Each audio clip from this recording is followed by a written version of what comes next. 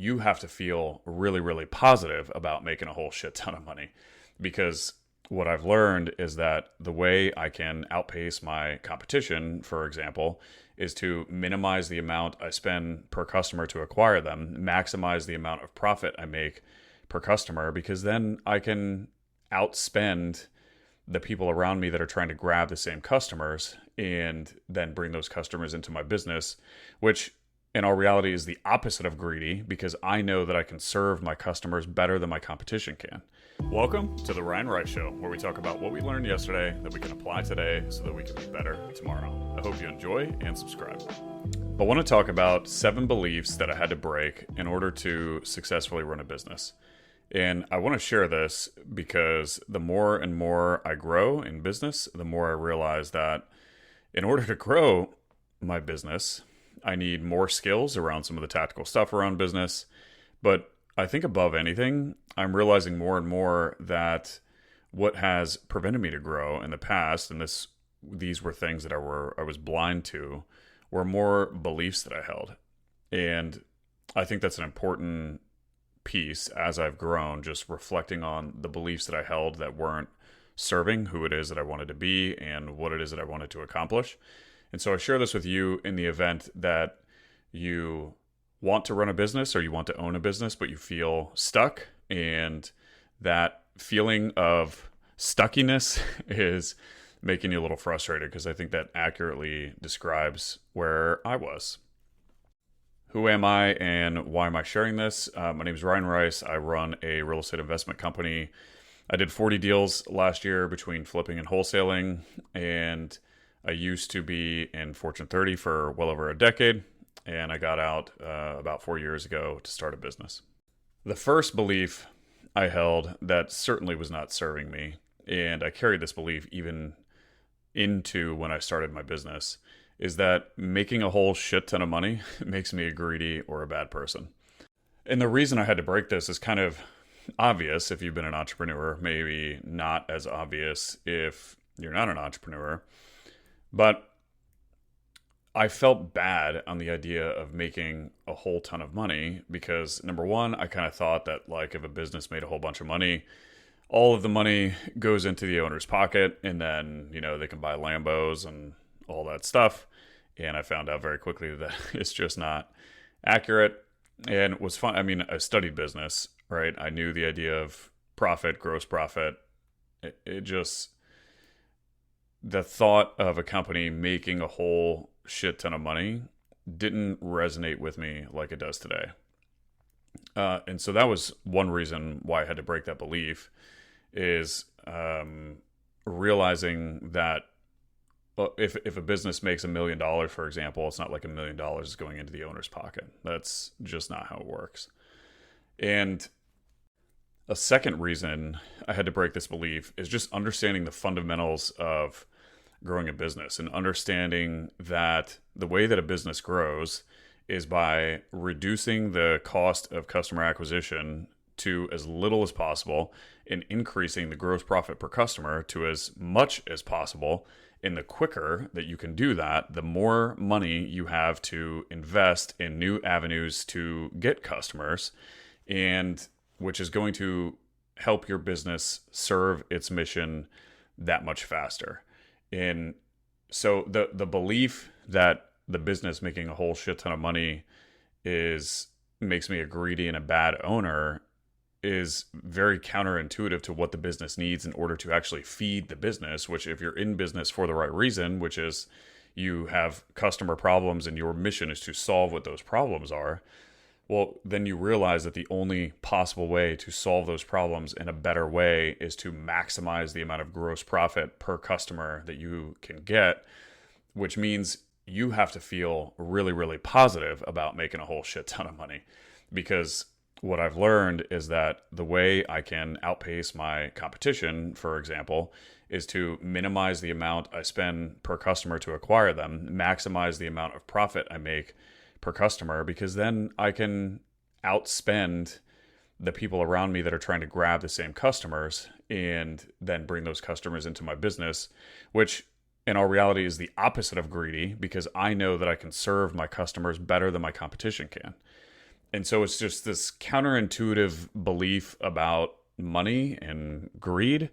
And it's something that I think was ingrained into my head growing up, but then I really struggled with even as I started my business, focusing on maximizing the amount of money that I can make per customer and even talking about it. It's very easy to understand why a lot of people get confused here because making a lot of money can be associated with something negative because of I think there are people out there that make a lot of money and they're shitty people.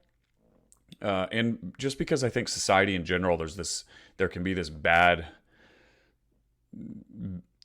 feeling or this bad juju that gets put out there by people who prioritize making a lot of money.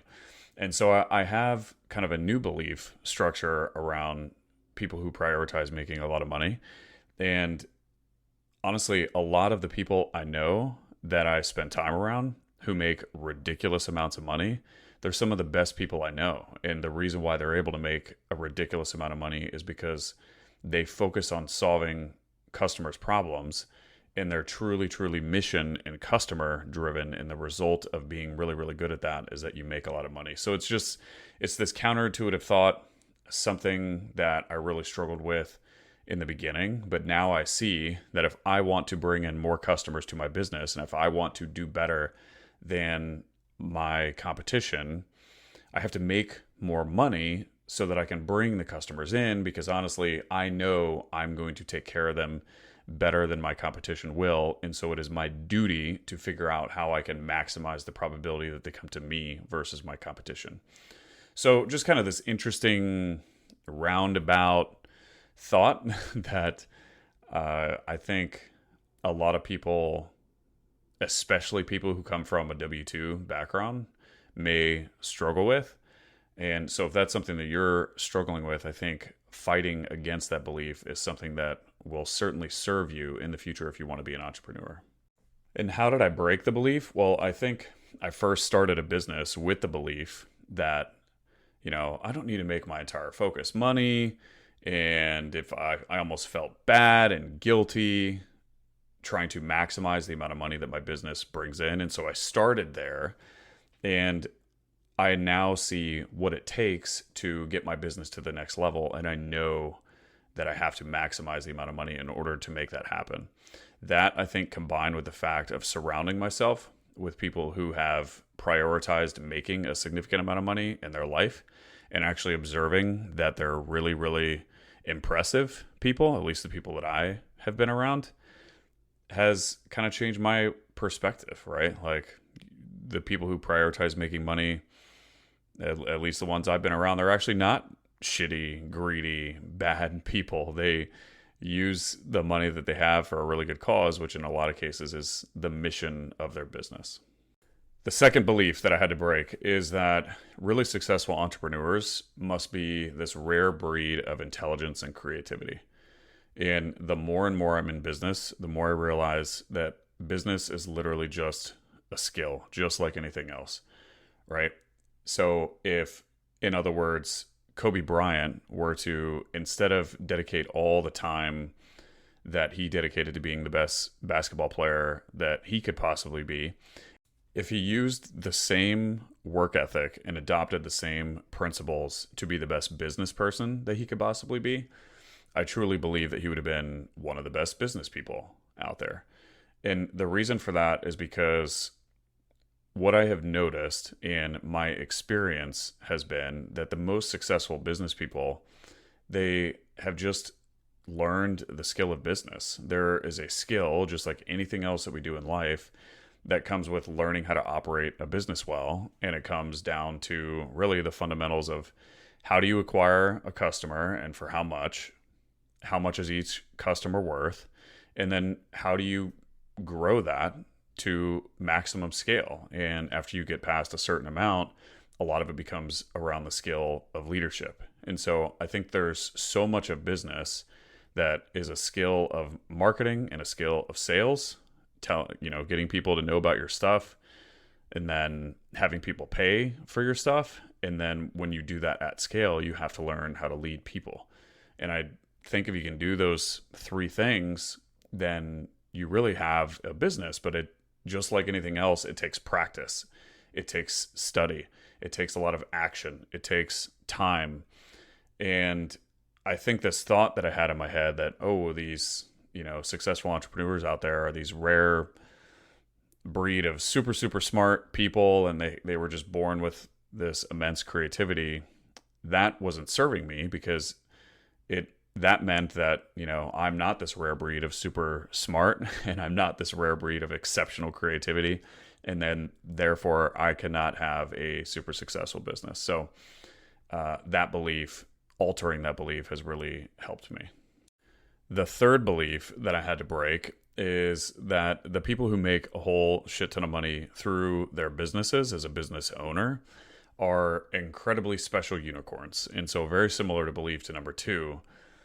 But what I've learned about people who make a whole shit ton of money through their business as owners, they're not special unicorns. They're actually just a lot more comfortable than I was getting kicked in the face over and over and over and over and over, and continuing to come back despite this massive adversity.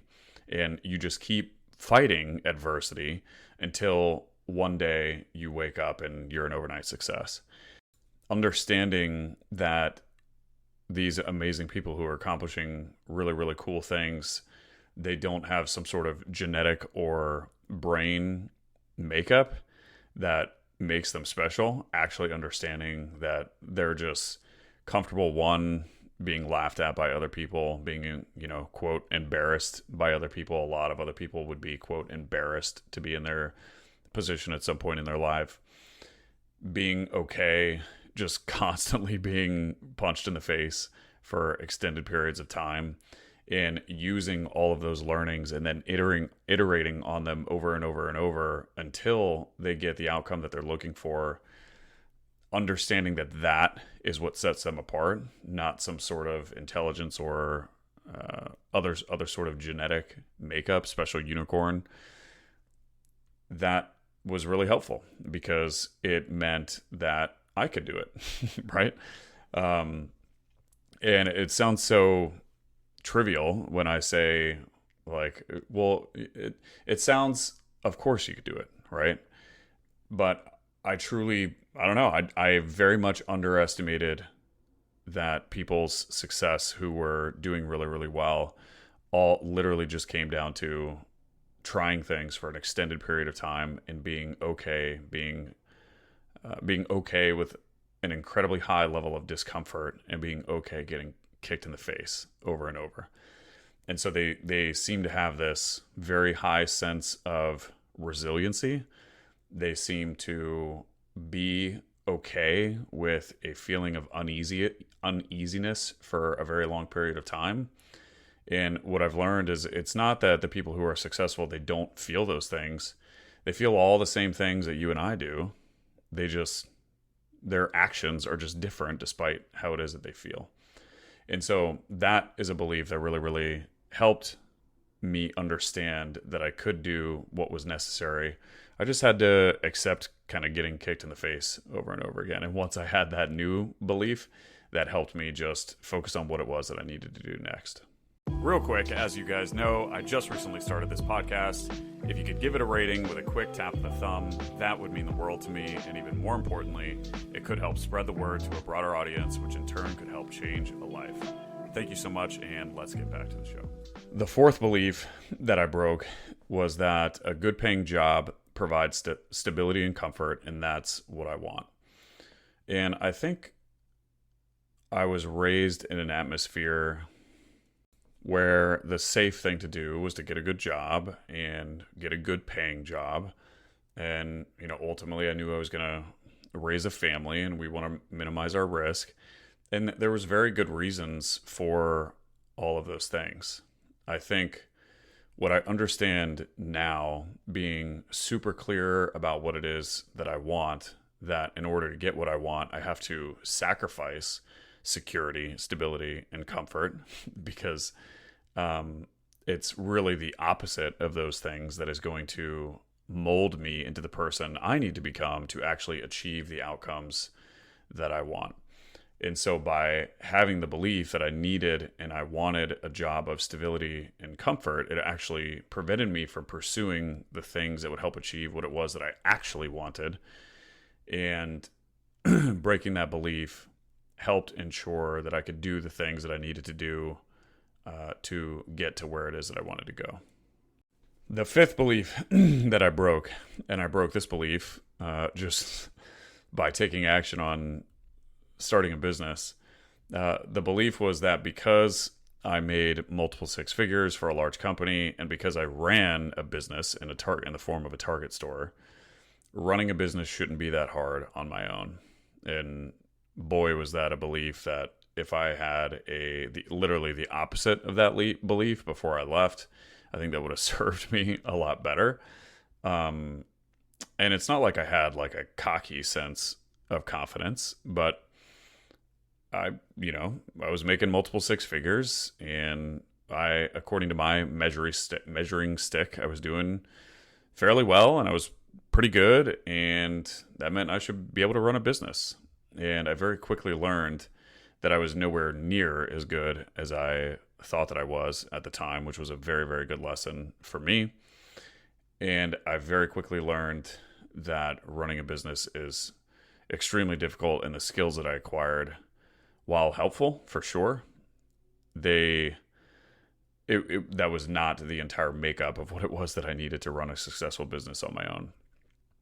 And I think, and I thought this a lot, right? Well, I ran, a $50 million Target store. How hard can it be? And it sounds like kind of a duh, but the equivalent of running a business, if I was running a Target store, is, okay, which items do I put on the shelf, and where do I put them on the shelf, and how much do I pay for those items, and then how much do I sell them for, and how do I get people to walk in the door, and then how do I make sure that the products that we choose are in line with our values? All of those decisions obviously happened. I was not part of those decisions as a company. I didn't have to do any marketing. I didn't really have to do many sales because, at Target, people come in, they have an idea what they look for, and all of the really intelligent people at our headquarters, they're in charge of, the signing in the store and what to put on what end cap so people buy what. And again, it sounds kind of intuitive to think that, like, well, yeah, running a business on your own, you'd have to be responsible for all of that. And I knew that, but I grossly overestimated that my ability to run a successful Target store meant that I could run a successful business. It's just the skills are not transferable. Let me rephrase. The skills that I learned at Target, they're obviously transferable to what I do now, but they were maybe a tenth of what it was that I needed in order to run a business on my own. And I also learned, I would say the skill that I developed most when I was there is like people management and leading people, leadership. And I thought that I was significantly better at that skill than what I actually was. And again, the reason that I had that breakthrough is because in my own business, even if I have a small team, the success of whether or not we sell something or how much money we make is directly correlated to my leadership. Whereas in my previous role, if I had a couple bad days, or if I, for some reason, was deficient in a certain aspect of my leadership, well, again, Target still has 1,800 stores. There wasn't going to be this massive KPI, which stands for known performance indicator, that I could go identify and be like, oh yeah, that is a problem. What is the actual problem?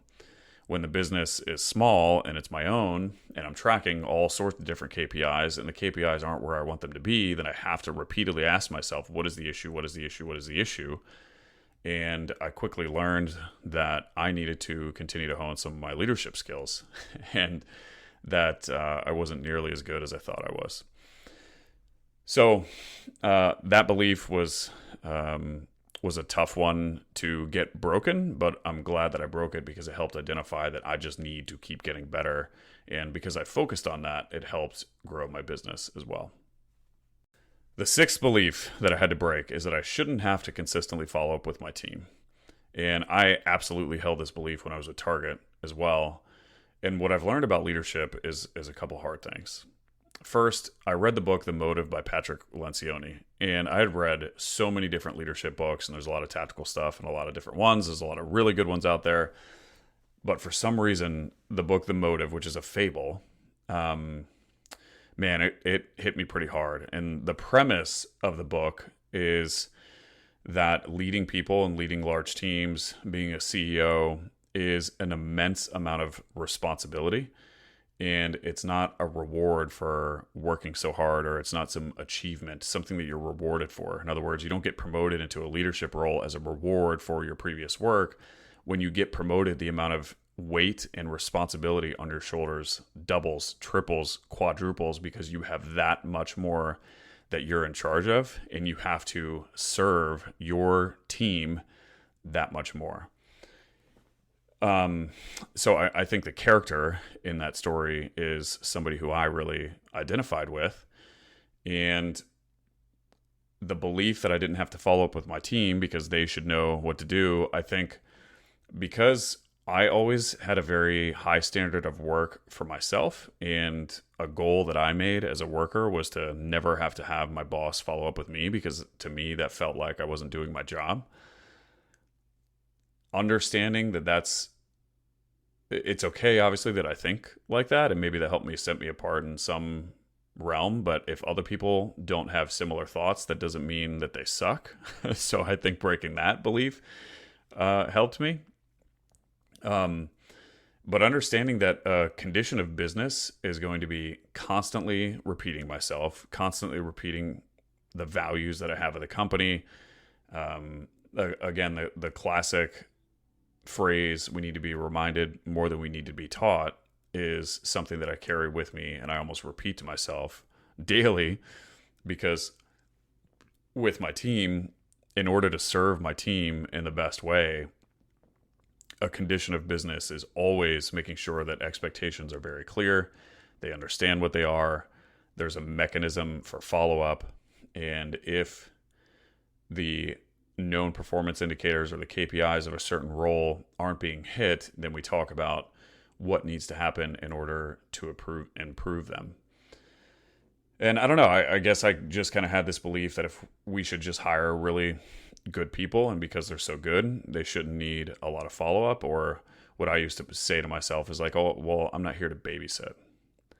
And man, was that a terrible belief to have, because like, no matter how good someone is or no matter how old someone is, grown adults, need to make sure that they're clearly communicated to. They need to know what it is that you expect them to do, how it is that you expect them to do it. And if some sort of outcome is not being met, then a collaborative effort to figure out why and what can be done in the future to correct. And most people want to do a great job. And just because they need follow-up doesn't mean that they're shitty workers. It actually probably more means that you're a shitty boss if something is not happening. So that belief of, oh, well, I shouldn't have to constantly follow up with my team is a belief that I certainly had to break, and one that did not serve me at all. The final and seventh belief that I had to break to run a business is that everything I do as the owner has to be perfect. And the reason that I thought this is because if I'm the CEO, if I'm the owner, then I am the highest standard for everything that possibly needs to happen. And if I do anything wrong, that means that my team is going to see that I did it wrong. And that means that the standard that I want for our business is not going to be delivered upon. And therefore, everything I do must be absolutely perfect. And boy, am I glad I broke that belief. And it took some pain in order to break that belief. But what I realized by having that belief, I was actually setting up a culture in my business that was not conducive for growth. Because think about it, if I expected myself to constantly be perfect and I never showed any sort of vulnerability, or I never talked about the mistakes that I made with my team, or I always wanted to make sure that everything was done the right way, then the people on my team, that culture is going to naturally be fostered, that if they make a mistake, they're not going to want to bring it up because they're going to want to be perfect as well because they see me being perfect. And the more I realized that the more vulnerable I can be, just talk about my mistakes, and that if I'm not perfect, it's not a problem to be solved, but more a condition of the business that there are problems in the business. And the more I accepted that, and then just would focus my attention instead on how can we make our processes and our systems better to just continue to work on and fix the problems that we have in the business, and that is just a condition of the business, that really helped me, because it releases this huge burden off my shoulders. I think I can actually be someone who people can relate to now, because before, if I had this desired outcome to be perfect and I didn't want anyone on my team to see anything less than that, it's like I was a robot. And now there's a culture inside the team where I think we can openly talk about things. I think it fosters a culture that more people want to be around, and it fosters a little bit heightened sense of psychological safety. And Simon Sinek talks about how psychological safety is one of the most important parts of growing a business, and one of the most important parts of leadership. And I have found that to be very true, because if there's this expectation that everything has to be perfect, it's going to be very difficult to identify actual problems, because there are people behind those actual problems, and it doesn't make them bad people. There could be a million reasons why those problems exist, and we have to work together, hold hands, collaborate, and figure out how we can solve those problems and just make solutions for the problems that are existing. So those are beliefs that I had, that I broke all of them, and I'm sure there are more beliefs that I have now that are the more beliefs that I break, the better of an entrepreneur I'm going to be. And honestly, I'm looking forward to continue to break more and more beliefs so that I can be someone who I want to be. And I hope it was helpful for you guys. And so if any of you have those beliefs and you feel stuck or you feel frustrated, maybe consider some of the thoughts, and consider that maybe those beliefs have to be broken. For the record, I don't think you should do anything, but breaking the beliefs that I just went through is what worked for me. And so if you feel stuck, maybe consider trying one of those things and see if they'll help you. But thank you so much for listening. I really appreciate your attention, and I will see you guys in the next one. Peace.